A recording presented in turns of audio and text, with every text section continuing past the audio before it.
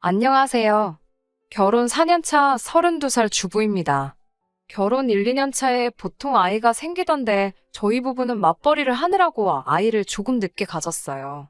사실 대출금도 더 갚고 저금 상황도 여유로워졌을 때 아이를 가지려고 조심했는데 아이가 덜컥 들어서 버렸네요. 친정엄마도 시어머니도 이 소식에 엄청 기뻐했어요. 내색은 안 하셨지만 은근 기대를 하고 계셨나 봐요. 특히 시어머니가 더 기뻐하셨습니다. 대를 이을 아들이 태어나니 제사를 이어갈 수 있겠다고요. 제사 이야기가 나와서 말인데 원래 시댁은 결혼 전에는 제사를 따로 지내지 않았어요. 시아버지가 남편이 어릴 적에 일찍 돌아가셨거든요. 그렇게 되면서 자연스럽게 제사가 없어졌다고 하네요. 설령 제사가 있는 집에 시집을 가더라도 저는 제삿날 며느리가 겪는 스트레스 같은 건 사실 걱정도 하지 않았어요. 저희 집도 제사를 지내거든요. 딸만 둘인 저희 집에서 제사는 온 가족이 일을 나누어 하는 행사였어요. 아버지랑 어머니가 아침 일찍부터 음식 준비하시고 저도 도와요. 먼저 결혼한 언니도 형부와 같이 와서 도와주고요. 조금 늦게 오기는 하지만 늦게 온 만큼 제사 준비부터 뒷정리까지 도맡아 하고요. 그만큼 제사는 제가 어릴 때부터 계속 겪어오던 일이었기 때문에 딱히 걱정이 된다거나 하지는 않았어요. 결혼 전에 남편이 우리 집은 제사도 없고 어쩌고 저쩌고 하면서 저보고 시집 잘 오는 거라고 자랑처럼 이야기를 한 적이 있어요. 제사 지내는 게 딱히 어려운 일도 아닌데 제사 없는 집에 시집 온다고 내가 운 좋은 여자라고 생색내면서 자랑까지 할 일인가 생각도 들었습니다. 그런데 남편 말과는 다르게 결혼하고 첫 해에 시어머니께서 이제 며느리도 들어왔으니 제사를 다시 시작해야겠다고 하셨어요. 명절날마다 뭐 조상님들께 크게 하는 게 아니고 돌아가신 시아버지 기일을 챙기고 싶다고 하시면서 제사를 부활시키셨어요. 혼자 사시는 시어머니 집이 작은 편이라서 저희 신혼집에서 제사를 모시겠다는 말을 하실 때는 신경이 쓰이긴 했지만 그래도 얼굴 한번 뵙지 못한 시아버지에게 제가 할 수 있는 며느리의 도리이다 생각하고 넘겼습니다. 말씀드린 대로 명절날에 따로 거하게 지내는 것도 아니고 시아버지 기일에 맞추어 한 번만 지내면 되는 거니 크게 어려울 것도 없었어요. 그리고 시아버지 제사를 모시게 되면서 남편도 저희 집 제사에 가서는 음식 준비며 뒷정리며 먼저 나서서 도와주고 해서 크게 불만은 없었습니다. 첫 해 제사는 정말 정신이 없었습니다. 남편 위로 시누이가 한 명 있는데 애가 둘이거든요. 형님은 애들 본다고 음식하는 거 도와주지도 않았어요. 그런데 애들이 집에서 뛰어다니고 시댁 식구들 온다고 청소해놓은 방이며 옷방으로 쓰고 있는 드레스룸까지 들락날락거리면서 아주 말 그대로 개판을 만들어 놓더라고요. 소리도 엄청 지르고 다니고 애 본다고 일도 안 하는 신우와 아주버님은 아주 TV 앞에 앉아서 아이들 그러고 있는 건 신경도 안 쓰고 놀고만 있더라고요. 제사 끝나고 정리할 때 되면 도와줄 생각은 없고 일찍 집으로 가버리고요. 그래서 그 다음에는 그냥 아이들 어린이집 하원하고 제사 준비가 다 끝나면 와달라고 부탁을 했어요. 애들이 좀 뛰어다닐 수도 있는 거지. 뭘 그렇게 예민하냐며 제 말에 나를 세우기는 했는데 정작 화는 그렇게 내놓고 그 다음에는 정말 준비가 다 끝나고 제사 시작 전에 꼭 맞춰서 도착하고 제사 끝나면 밥만 먹고 돌아가더라고요. 시어머니가 일찍 오셔서 나물이나 탕국 같은 거 하시고 제가 전이랑 나머지를 준비하니까 사실 그렇게 힘든 건 없었어요. 그런데 정말 해도 너무 아무것도 안 하는 신우가 얄미울 지경이었습니다. 저는 한 번도 뵌 적 없는 자기 아버지의 제사를 지내는데 암만 시어머니와 제가 준비를 도맡아 전부 다 한다지만 와서 과일 하나라도 깎아줄까 물어보는 것도 힘든 건지 정말 아무짝에도 도움 하나 되지 않고 손도 까딱하지 않았어요. 그래도 꼭 참고 결혼하면서 4년간 시아버지 제사가 아니더라도 살아계셨다면 아마 내가 생신상을 준비해드렸겠지 생각해오며 불만 한 번 가지지 않고 오히려 시어머니가 차리라고 한 것들보다 더 많은 음식들 준비해서 정성껏 모셨어요. 그런데 이 제사 때문에 시어머니와 신우가 저를 서운하게 하네요. 앞서 말씀드렸다시피 몇 달 뒤면 첫째 아이 출산 예정일입니다. 거기에 더불어 제 출산 예정일에서 한 달쯤 지나면 시아버지 제사가 있어요. 지난 구정에 시어머니 집에 모두 모여서 식사를 했습니다. 모처럼 자기 시댁에 가지 않은 신우도 아주버님과 함께 와 있었고요. 만사까지는 아니지만 아이를 가진 몸으로 저는 음식 준비를 했습니다. 신우는 역시 손 하나 까딱하지 않았고요. 신우도 이 집에서야 딸이지 자기 시댁에 가면 며느리가 겪는 고충 충분히 이해할 텐데 정말 아무것도 안 하는 모습에 열이 받기는 했지만 그래, 엄마 집에 와서 마음이라도 편해야지 하면서 최대한 이해하려고 했습니다. 저도 친정에 돌아가면 남편 사위 노릇 시키며 푹 쉴 생각이에요. 음식 준비가 끝나고 저녁상을 차리는데도 신우는 방에 낮잠 자러 들어가 놓고 나오질 않고 있더라고요. 수저 꺼내주는 것만 도와줘도 좋으련만 낮잠을 얼마나 깊게 들었는지 제가 몸소 깨우러 가기까지 해야 했습니다. 잠투정을 부리며 끝끝내 나오지 않더군요. 저도 굳이 신우밥을 제가 먹여야 하는 의무가 있는 건 아니니 몇 번 깨우다 말고 그냥 말았습니다. 한참 식사를 하고 있으니 그제서야 배가 고팠는지 슬슬 기어 나오더라고요. 시어머니는 신우 먹으라고 떠놓은 국이 식었으니 토렴해서 새로 떠오라고 저한테 시키더라고요. 시댁에서 시집살이 하는 것 당연한 건 아니지만 어느 정도 감수는 하고 있었으니 아무렇지도 않았습니다. 그런데 저를 정작 서운하게 한 건 하루 종일 집안일 한 것도 아니었고 신우의 잔심부름까지 전부 저에게 시킨 게 아니었습니다. 시어머니께서는 올해는 제사를 지내지 말자는 말을 꺼내시더라고요. 제사를 안 하는데 제가 왜 서운했어야 하는가 생각하시는 분들도 계실 거라고 생각합니다. 그건 제사를 지내지 말자는 말이 나오고 나서 이어진 말들 때문에 그랬습니다. 제사를 안 지내자고 하신 이유가 참 어이가 없었어요. 저의 출산 예정일을 물어보시고는 시어머니께서 그걸 이유로 올해는 일할 사람이 없으니 제사를 지내지 말자고 하시네요. 옆에서 남편이 그 말을 듣고 일할 사람이 왜 없어? 라고 물어봤어요. 가끔은 눈치 없는 게 도움이 될 때도 있더라고요. 아무튼 남편 말을 들은 신우가 네 마누라 곧 있으면 출산하잖아. 라고 남편의 질문에 대답을 해주더군요.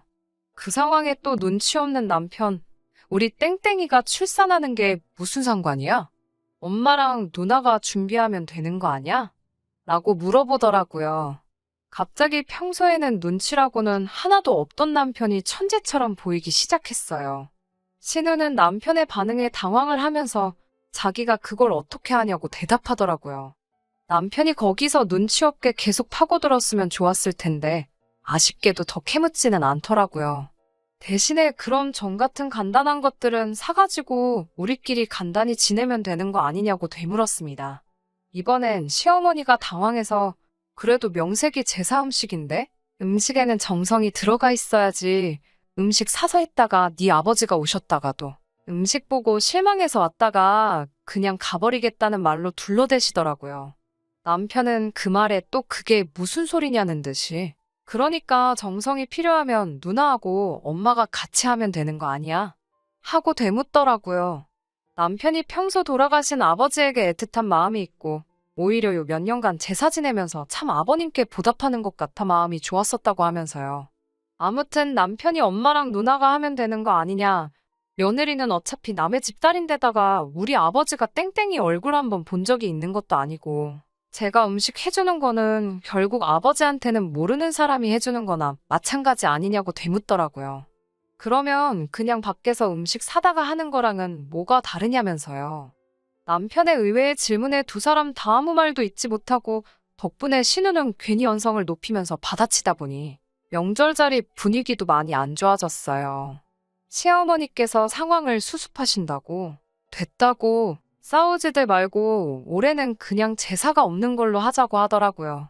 그날 집에 돌아가는 길에 남편이 자기 어땠냐고 물어보더라고요.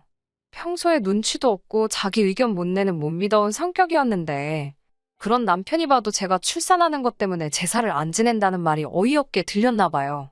그래서 아무것도 모르는 척 행동해서 두 사람에게 한 방 먹여준 거라고 하네요. 웬일로 남편이 그런 걸로 저를 다 기쁘게 해주더라고요. 고맙다고 말하고 집으로 돌아왔지요. 그날은 그냥 그렇게 넘어가나 했는데 그날 저녁에 신우한테서 전화가 왔습니다. 저한테 올케는 그 상황에 어떻게 아무 말도 안 하고 있을 수 있냐고 자리에서 언성 높아지고 시언니 시어머니가 곤란해하는 상황이면 아무리 출산 예정이라고 겹친다고 해도 적당히 눈치 보다가 네가 알아서 음식 준비 도울 테니 제사를 지내자고 말 한마디 했으면 되는 게 아니냐고 저한테 따지더라고요. 너 때문에 시아버지 제사를 못 모시게 된 거나 다를 바가 없는데 어쩜 그 상황에 미안한 기색도 없이 말 한마디 안 하고 똥 씹은 표정으로 가만히 상황만 지켜볼 수 있느냐고요. 이미 시어머니께서 일할 사람이 없어서 제사를 지내지 말자는 말을 꺼내셨을 때 일할 사람이 없다는 말이 저를 지칭하고 하신 말인 걸 눈치를 채버려서 그때부터 저도 표정 관리를 제대로 못했거든요. 원래 시댁 제사는 며느리가 챙기는 거 몰랐어 라고 하면서 제가 며느리로서 당연히 해야 할 의무를 안 하는 거라는 식으로 말을 하더라고요. 더 늦기 전에 시어머니께 전화드려서 그냥 제사 음식 준비하겠다고 말씀을 드리라는 식으로 강요를 했습니다. 솔직히 너무 억울하고 화가 났는데 옆에서 신우랑 대화하는 걸 지켜보던 남편이 자기한테 다 생각이 있다고 자기만 믿으라고 하더라고요. 그러고 나서 남편이 전화기를 들어 전화를 건 곳은 신우의 시어머니였습니다. 원래 어려서부터 신우와 아주버님, 남편 이렇게 셋이 한 동네에서 같이 자라왔고 명문대를 나오신 신우의 시어머니는 세 사람을 공부도 봐주며 저희 시어머니와도 가까이 지내셨다 하더라고요. 남편도 그래서 잘 알고 지내던 사이였고요. 거기에 또 배우신 분이라고 우리 시어머니께서는 사돈관계가 되기 전부터도 신우의 시어머니 말이라면 무조건 전적으로 따랐다고 합니다. 애초에 시어머니가 시아버지 돌아가시고부터 제사를 안 지내기 시작한 것도 신우의 시어머니가 그 집에 제사를 없앤 모습을 보고 우리 시어머니도 따라서 없애신 거라고 남편이 설명해 주더라고요. 이제 와서 시아버지 제사를 부활시킨 게 자비를 할 수 있는 며느리인 제가 들어와서 그런 건지 아니면 정말 먼저 떠난 남편 기일을 챙겨주고 싶었던 건지는 모르겠지만 말이에요. 남편은 신우의 시어머니에게 신우가 한 말을 낱낱이 말해주기 시작했습니다. 신우의 시어머니는 특히 시댁 제사는 며느리가 챙기는 거라고 말한 신우의 발언에 몹시 불쾌해하시더라고요. 본인이 시집와서 제사를 없애버린 것도 며느리가 혼자서 제사 준비하는 불공평한 구조가 못마땅해서 없앴던 거라고 하더라고요. 신우는 시어머니 잘 만난 덕분에 원래였다면 1년에 총 19번의 제사를 모셨어야 했는데 시어머니 댁에서부터 그걸 끊어버린 덕분에 1년에 딱 한 번 추석에 조상님께 간단하게 차례드리는 것 말고는 아무것도 하지 않을 수 있던 거였죠. 차례상마저도 대추와 곶감 같은 과일 몇 개, 어포나 육포 하나만 내서 간소하게 차린다고 합니다. 이미 신우가 시집가기 전에 없어진 제사이니 신우는 이 사실을 알지도 못했어요. 아무튼 신우의 시어머니는 남편의 이야기가 끝나자마자 신우를 호출하더라고요. 얼마 지나지 않아 신우가 도착을 하니 거실에 앉아있던 저를 보고 제가 여기 왜 있지? 하는 반응을 보였어요. 신우의 시어머니는 앞뒤 다 잘라먹고 대뜸 올해부터 우리 집도 제사를 부활시키기로 했다고 폭탄 선언을 하셨습니다. 거기에 마침 신우의 올케인 제가 우리 집에서 제사 음식 준비를 한다고 하니 저에게 제사 음식 준비하는 법이나 여러 가지를 배우라고 하시더라고요. 신우에게는 시어머니지만 어려서부터 선생님하고도 같은 존재셨으니 그분의 말에 신우는 꼼짝을 못하고 네 하면서 대답만 하고 있더라고요. 시댁 제사는 며느리가 챙기는 거 알고 있지? 잘 부탁한다. 라고 말씀하시고 본가에서는 원래 1년에 총 19번의 제사를 지냈다는 사실을 말해주셨어요. 19번이라는 말에 신우 얼굴이 새하얗게 질리다 못해 새파랗게 변하더라고요. 그 상황에서 이 사건의 중심에 저와 남편이 꾸민 일이라는 걸 눈치를 챘을 텐데도 어려워하는 시어머니 앞이니 뭐라고 말도 못하고 씩씩대고만 있을 수밖에 없는 거죠. 신우의 시어머니는 이어서 곧바로 우리 시어머니한테 전화를 거셨어요. 그리고 마치 누이 동생에게 잔소리하듯이 한마디 하시더라고요. 신우의 시어머니 말씀이 아직도 기억에 남네요. 조상 잘 만나서 조상 덕 좀 본 후손들은 제사는 대충 지내고 어디 다 놀러가고 없다고요. 내가 조상 덕 본 것도 없는데 음식 상에다 대고 절한다고 나아지는 것도 없고 괜히 뒷정리하면서 서운하기만 하지 않냐고. 제사가 나쁜 건 아니지만 허례허식 할 필요 없고 조상을 기리는 그 마음만 진실되면 되는 것 아니냐라고 하셨습니다. 시어머니와 신우는 꼼짝없이 아무 말도 못하고 있다가 그날의 일에 대해 저에게 사과를 해왔어요. 특히 신우가 말을 심하게 해서 미안하다고 말하는데 왠지 기분이 좋더라고요.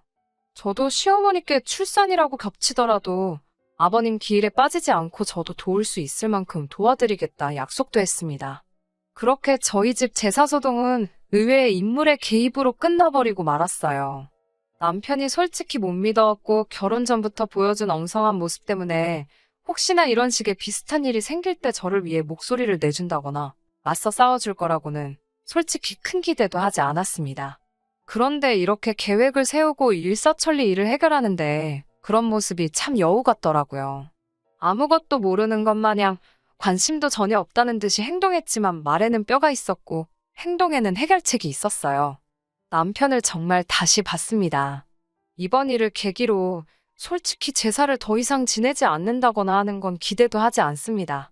그리고 저도 며느리의 도리가 아닌 남편의 배우자로서 사랑하는 남편을 훌륭하게 키워주신 아버님께 올리는 생신상이라 생각하고 앞으로도 절대 귀찮아하지 않고 간소화하지 않고 진수성찬 정성껏 모실 계획입니다. 그게 절 위해 싸워 이겨준 남편에 대한 보답이기도 하겠네요. 못 믿어오면서 믿음직스러운 남편과 오래오래 행복할 수 있게 여러분들도 저희 많이 응원해주세요. 끝까지 들어주셔서 감사합니다. 끝까지 들어주셔서 감사합니다. 오늘의 사연은 여기까지입니다. 구독과 좋아요, 알람 설정 부탁드리고 더 좋은 사연으로 다시 찾아뵙겠습니다. 감사합니다.